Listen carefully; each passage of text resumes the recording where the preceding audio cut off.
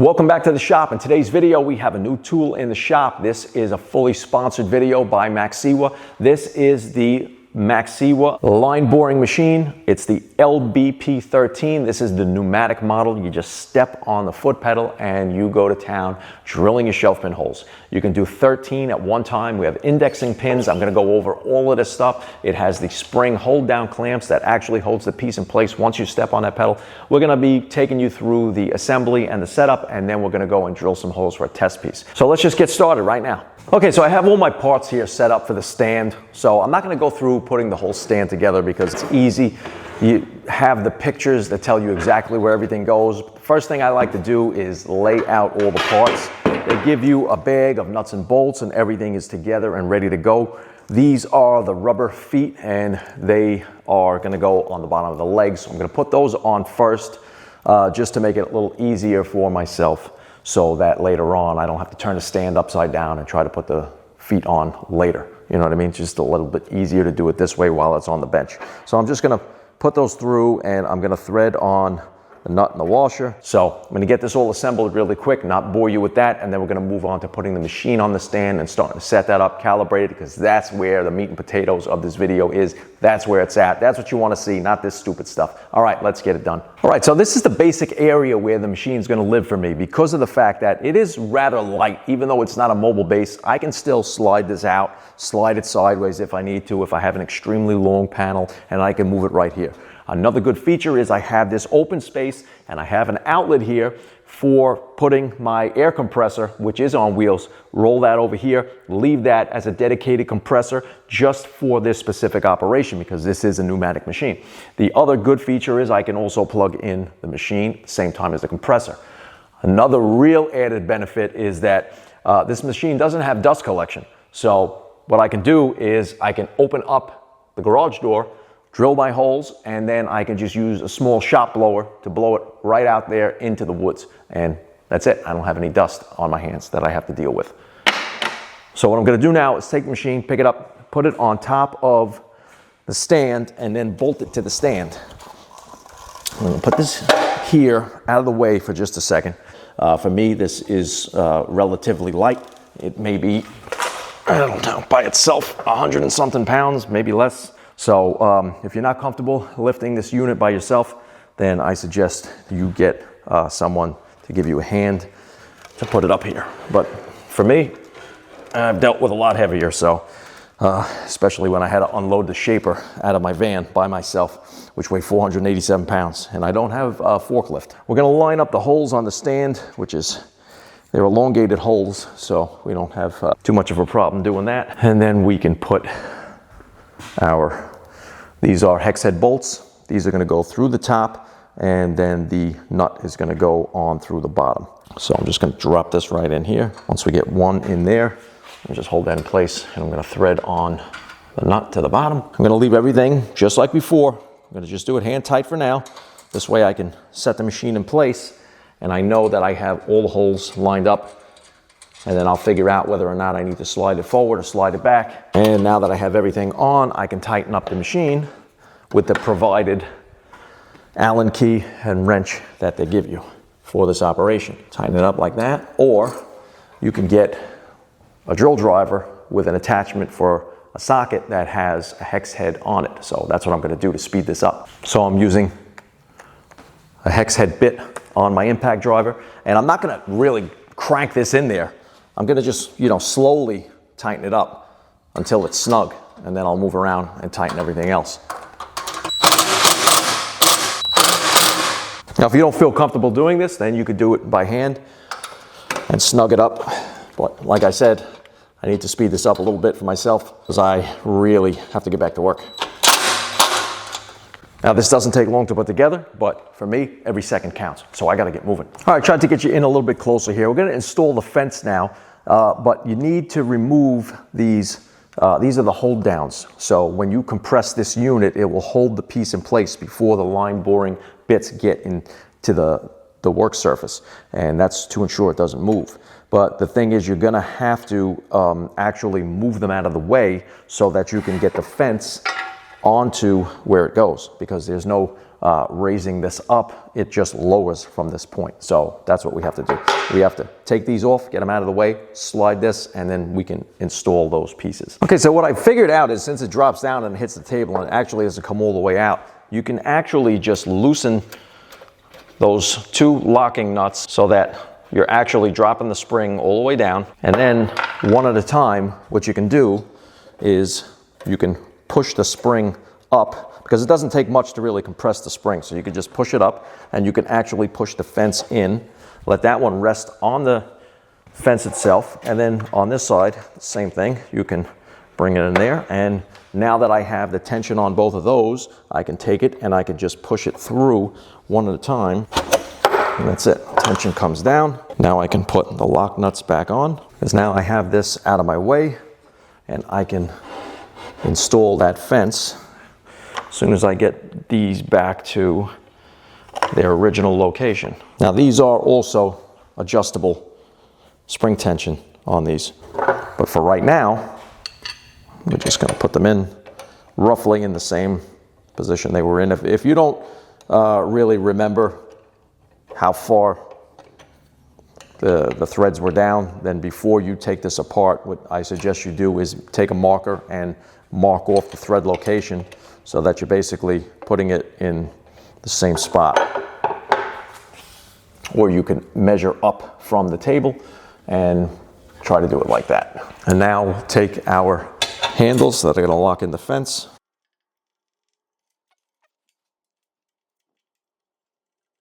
Okay, so I have all those in place.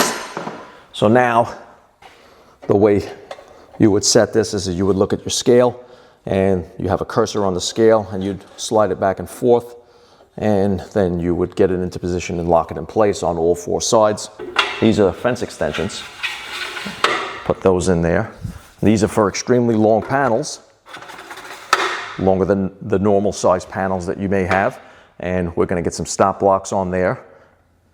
And basically what you would do is, it's going to be a piece in the back to lock that in place, but you would extend it as far as you would need it for not only support on large panels or long panels, but you could have a longer stop block. Now I'm going to put in my indexing pins, and these just basically slide right in. You can see how those work. I'm going to go through all of this stuff after the assembly by showing you how I actually drill these holes out really quickly with a panel. But before we do that, we have to put all the rest of the accessories on here. These are the stop blocks. These are like really super sturdy stop blocks, man. These are heavy duty, really like that. What I love is, just like the table saw, they have these micro adjusting features on them, which is really awesome. I'm gonna slide it in roughly. The good thing is, with a system like this, you don't always have to have a balanced panel. Like with my old system with the Festool, we always needed a balanced panel. Now I don't have to worry about that anymore. So if I'm making cabinets that don't have a balanced panel, I don't have to sit here and rely on, you know, the clamps and the stops of the track going into one spot. Now I have to install really quickly spindles. And so what I'm going to do is unbolt this, take that off. Now obviously this plastic is going to get reinstalled because it's for safety reasons, and it may help shield some of the dust from flying out, you know, in my direction. But to get them out of the way for installing the spindles, much easier to do it that way. So the machine comes with a set of bits, right and left hand, because they rotate in opposite directions. Everything is marked on the machine here, right, left, and they're color coded to the color of the actual bits. So now what I'm going to do is start off with right hand bit, which is, like I said, color coded. So you're going to slide it right in, but you're going to line up the flat spot into where the machine screws are. Make sure that they're all the way out so that you can get the bit all the way in. And it comes with a set of the spindles. And in my case, 5mm, which is what I use, but you can order this with 1/4 inch if that's what you use. Because of the hardware I use, and since everything is metric that I use in the hardware, I like to use 5mm shelf pins. So I bore 5mm holes, and I have 5mm spindles. This machine came with the 5mm spindles. And like I said, make sure that's something you note when you're ordering this machine, if you are in fact ordering the machine. So they come in this nice little plastic case, so that if you ever need to take them out, you can. Just make sure that you're putting them into the corresponding holder that they go in, because you want to make sure that they're turning the right direction, and you want to make sure that you're getting that flat spot on the set screws. Okay, so obviously I sped it up a little bit by doing the remaining bits off camera, and you can see how we have orange and black. And so the orange line up and correspond with the left-hand side, which is, like I said, it's all right here in front of you so that you can't screw it up. Okay, so there we go. We got all our spindles installed. We have our fence installed. We have our indexing pins. Okay, now, so before I go any further, I want to make sure that I set the fence and calibrate it, or see if it's calibrated, in fact, because shelf pin holes, I always bore them, and with the 32mm system, those holes have to be bored 37mm back from the front edge of that cabinet. So what I'm going to do here is I'm going to set the scale. They have markers, red markers on the scale. I'm going to move and position the fence to 37mm by the cursor that they have there. So that right there is 37 on that side. I'm not going to tighten it up yet because I want to get 37 on this side as well. And I got 37 right there. So now I'm going to tighten up this side here.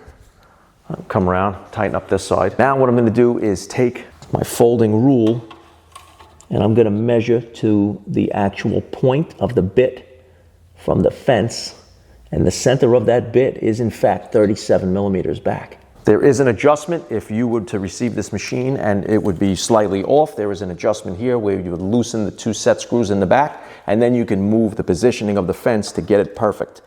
And I'm hoping that I won't have to do that on either side, and I don't. I am perfect on 37. Okay, so I have everything assembled. I have a piece of scrap board here on the table, and I'm about to hook up the air pressure and set the air pressure with the provided regulator that they give you, which they want it at. They say the best operating pressure is at 90 psi. So I'm going to get full delivery of 100 to 120 psi at the compressor, and then I'm going to regulate it here down to 90. So now what I'm going to do first is set the stop lock here so that this doesn't go all the way down and bore through into the table. So what you do is you just loosen this thumb wheel here, and then what I'm going to do is take the second one on the bottom, and I'll rotate it up there until it hits, and then I'm going to make sure that I'm on that line, and then I'm going to lock them in place by jamming them together, turning them in the opposite directions. These are my hold downs. These are my indexing pins. I'm going to show you how that works in a second here. Let me hook up the air pressure, which is right here on this side. And now what we're going to do, push that right up against there. We'll make a test pass. I have my pressure regulated here.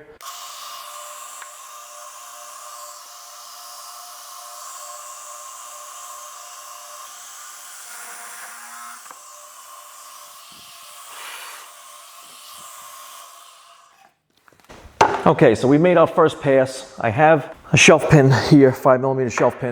Just want to see how we're doing with the depth. And we got a perfect 5mm bore, and we have the perfect depth for the shelf pin, where the shaft is sitting completely flush and all the way recessed into the shelf pin hole. We have nice, clean shelf pin holes. Now let's see. We are 37. Let's check down here. 37, the center. So now I just want to talk for a second about what these things are for, these indexing pins.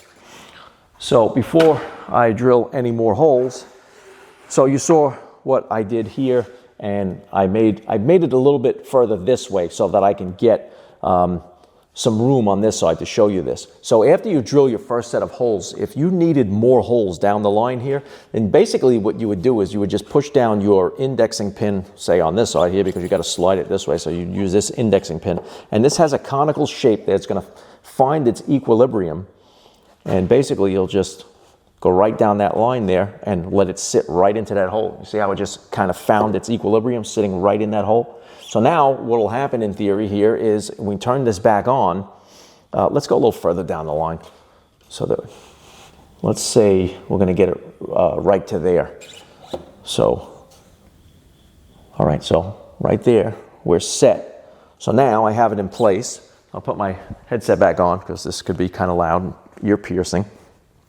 I'll turn the machine on and I'll drill another set of holes here. And what this will do is this will all fall right into the existing holes, and I'll get my extra 3. Had this piece been a lot longer, and then I would index it all the way out here like this, and we'd be getting another set of 13 holes. So right now we're using this board here, and we want to get it somewhere around, you know, here to get some extra holes. So we're gonna reference off of, let's see, can we reference off this one here, right there. That's what we're going to reference right there.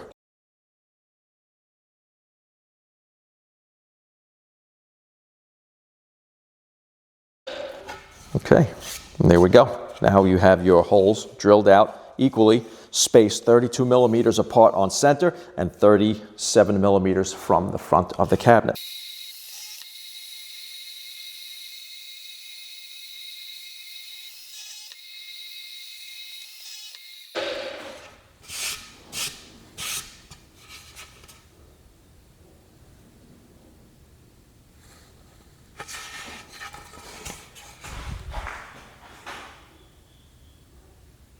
Now imagine that you're doing a run of long uppers or some bookcases, some closet built-ins, and you have a 7-foot piece.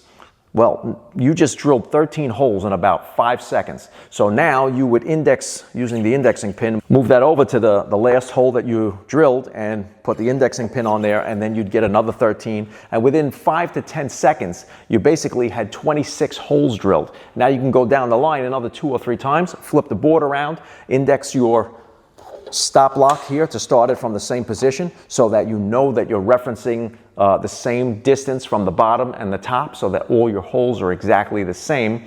As you drill them all, everything's going to be level and your shelves are going to be perfectly level, and there's going to be no racking in between.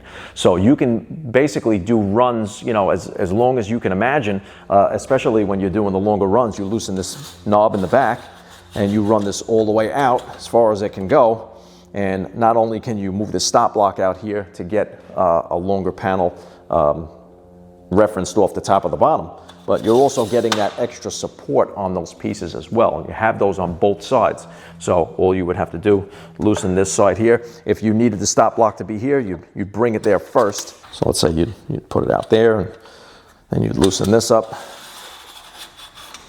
bring your piece out. And now you can reference your stop block out here, and you also have your support for your long panel. I'm not doing that right now. I do have a closet built-in job coming up in the future after this next kitchen job that I do, because I'm about to start a new kitchen, and this is going to make the process of getting these shelf pin holes on all these cabinets done within minutes. I can have the whole entire kitchen cabinet set completely bored out and ready to be assembled, and not have to worry about the shelf pins later on or sitting and messing around with a router and stuff. Okay, so now let's go over a couple of things really quick. Okay, so we have this LBP13 model. This is the pneumatic model. This model right here is 1 horsepower. It runs off of a 120 volt. So it is 110. You can use your regular outlets on this. You don't need any 220s or anything like that. It's a single phase machine, so you don't have to worry about 3-phase. That's another good thing. It doesn't take a lot of power. It doesn't draw a lot of amps. Compressor, I'm using my 26-gallon Husky compressor, which is you're only using 90 PSI. And you can play around with that regulator and then lock it in place, and you'll see that you know, it's going to operate smoothly anywhere in that working range. So nothing really to worry about. Easy setup. You have your indexing pins. You can drill 13 holes for your line boring at the same time, which saves you a ton of time. This is proven to be 85% faster than what I was doing or any other jigs that are out there where you have to use a handheld drill or a router. Now, I was using the Festool LR32 for years, and it's a good system. I'm not knocking it, but when you're doing production work, or if you need to move fast on the job that you're doing for people, you're doing closets, you're doing cabinets, you're doing bookcases, it just doesn't move fast enough. If you have 40 panels to bore holes in for shelf pins, you're going to take a couple of days to do it, because by the time that you're up to your 15th panel, you're going to start losing your mind. You need to take breaks. You're going to wait till the next day, do another 10. You have to set up your track with the special stop blocks. It has to be a balanced panel, otherwise you need to start making marks on the track to reference a certain specific side. With this, you don't have to do that. You set your stop block on both sides to whatever it is, and then you know that you're going to bore out those holes referenced on both sides are going to be equal. So you don't have to worry about it being a balanced panel anymore. This will, obviously the pneumatic model will run you more than the manual model where you're going to pull down by hand to drill those holes. So, but you're talking about a difference of a couple of $100. So I would absolutely say that if you're someone who really wants to move fast and do little amount of work, then basically you're going to step on a pedal. It's going to drill the holes. You're going to move it. So it gives you more freedom to use your hands moving those things around rather than having to stop, move, where you can just press the pedal, move it down, press the pedal, move it down, and set your indexing pin and move so much quicker. However, if you don't need that feature, then you will spend less. Had I known about this process with this machine and how big this business was going to get years ago, I would have just got this first. So is this machine worth it? Absolutely. The fit, the finish, and all of the trimmings on this machine are superb. Just like with Maksiwa's sliding table saw that I have, it's absolutely on the money with the holes, the shelf pin holes. Everything is, I basically didn't even do any setup on this thing. I mean, even the fence was set up perfectly with the cursors and the index. I don't have to mess with it at all.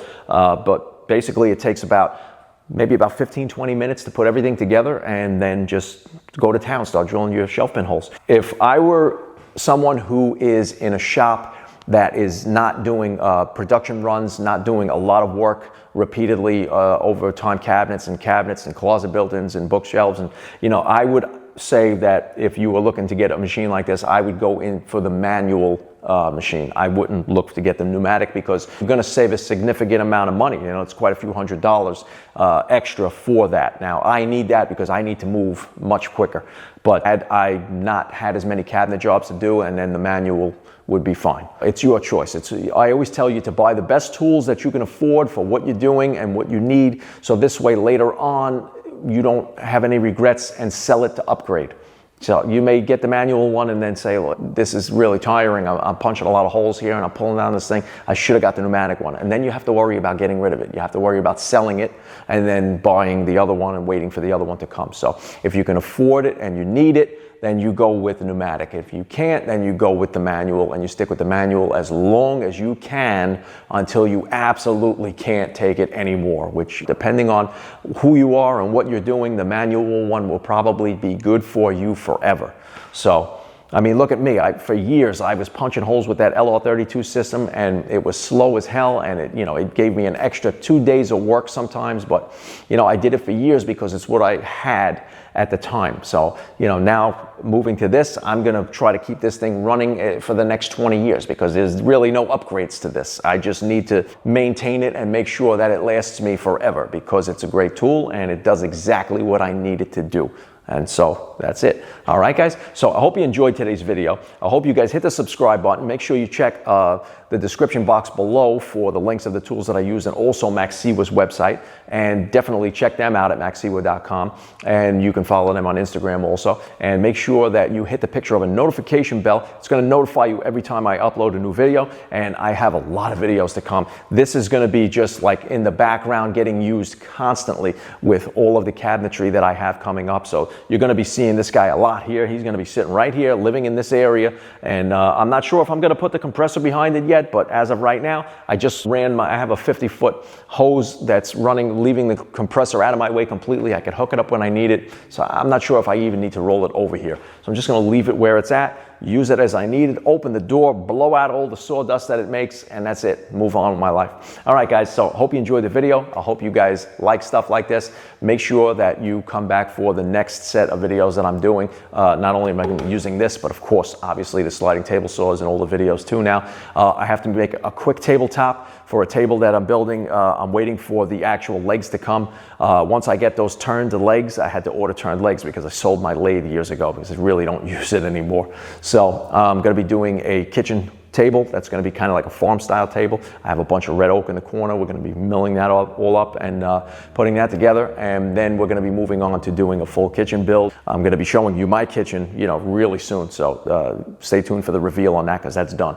And now I need to move on to the kitchen job that I was about to start.